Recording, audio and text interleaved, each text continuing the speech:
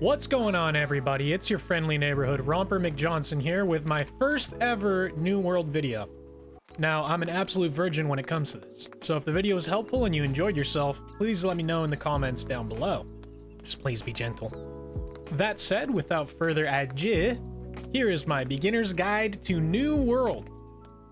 When you first play New World after creating a character, you'll be taken through a brief tutorial showing you the basics of combat and movement.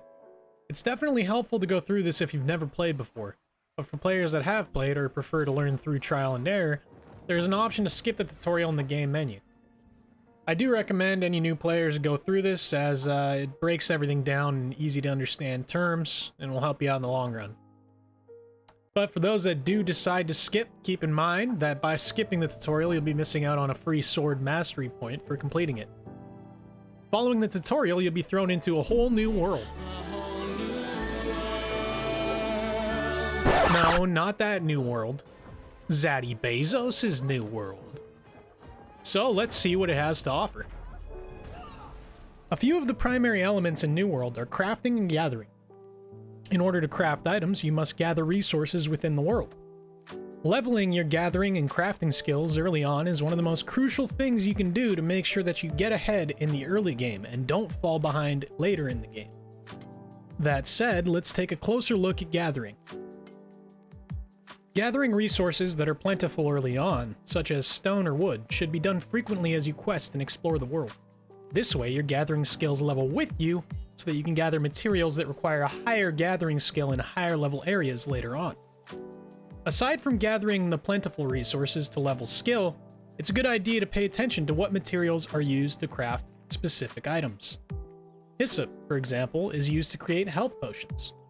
Since you'll be consuming so many of them as you level and/or PvP, it's never bad to stock up on the handy purple herb.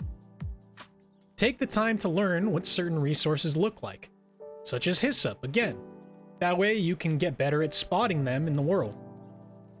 Aside from becoming familiar with what the resources look like, it's important to keep an eye on your inventory space when gathering, as it can become very full very quickly when collecting things such as stone or wood in mass.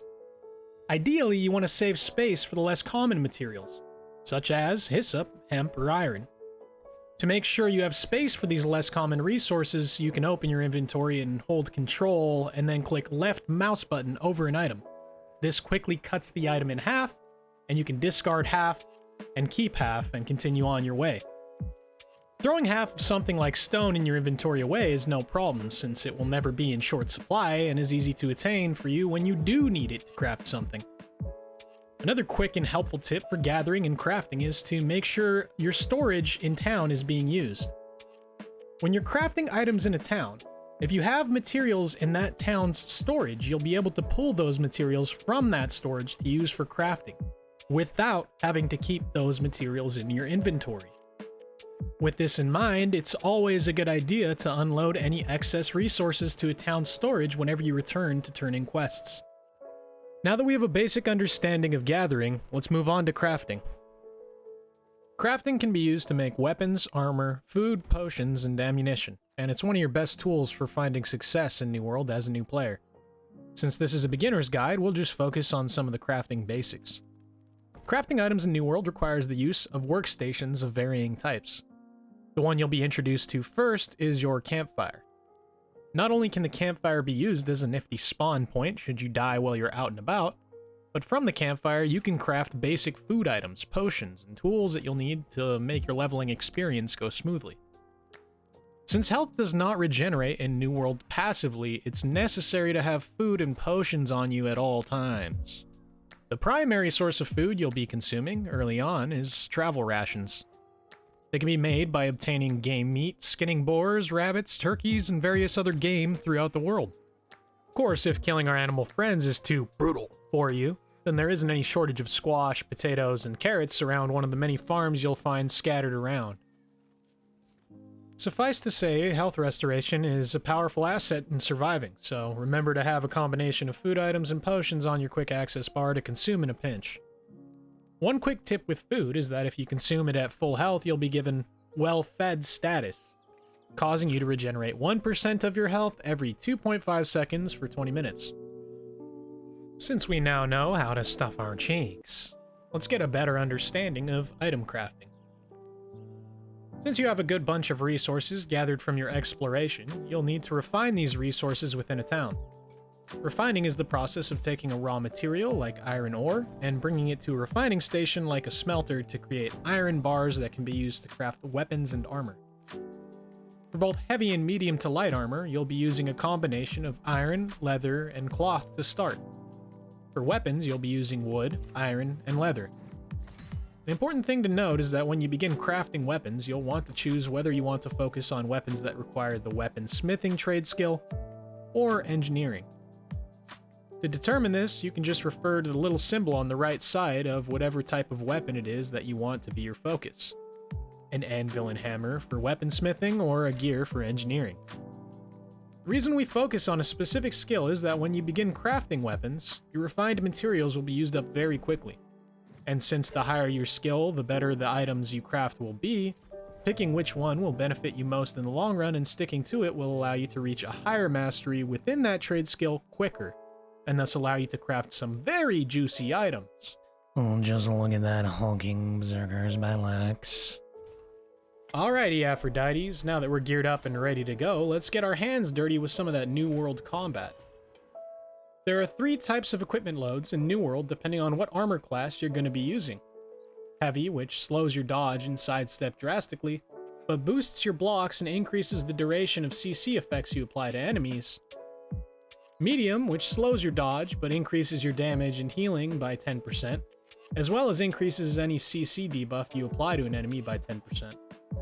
And finally, light, which gives you the quickest and longest dodge out of all the equipment loads, and boosts your healing and damage by 20%. Choosing which type of equipment load you're going to be using is entirely up to you. It's best to just test each load out and see which one you like. That's what she said. Anyways, the same thing can be said with whatever weapon you enjoy. Speaking of weapons, when it comes to weapon choice, you'll need to choose between 2 types of weapons. Typically, it's a good idea to have one primary weapon paired with a secondary ranged weapon. There are certain weapon combinations that work more effectively than others, but ultimately it comes down to whatever you enjoy playing with. As with everything, there are exceptions to every rule, and in my case, I found it a ton of fun to opt for an entirely melee build with the battle axe to output damage and close distance, paired with a hammer for some slows and hard CC. So remember people, that's the beauty of an MMO. Don't get lost in min-maxing. Play the game in the way that makes it the most fun for you. Now let's get back to the topic of combat. Unlike many other MMOs, New World uses a combat system that relies heavily on dodging, blocking, and player aim. Similar in some ways to the combat system used in the Dark Souls series. With a dodging system in place, one of the best ways to stay alive and become a combat expert in New World is to avoid taking damage altogether. When you're out completing quests, you'll find that most enemy AIs only have 2 to 3 attacks that they cycle between. With this in mind, it's very easy to learn what these patterns are and to learn when to dodge and when to attack between your enemy's attacks. If you're having trouble dodging, remember that it's okay to default to blocking, as it will still prevent you from taking any damage. In fact, sometimes blocking should be favored over dodging. If you're using heavy armor, for example, most of the time it will be more advantageous for you to simply block rather than dodge, since a heavy load prolongs the time it takes for you to dodge. So that pretty much covers the basics of combat. But before I leave you on your own, let's go over some final tips that will help you excel in your journey. Once you've decided on your weapon setup, it's important to stick with it. In New World, each different weapon levels up independently from your character level, and the longer you use a weapon, the more abilities and perks you will unlock for that weapon. Constantly switching what 2 weapons you're playing with will result in having too few weapon perks later on, putting you at a huge disadvantage against players that picked 2 weapons and stuck with them throughout their leveling experience.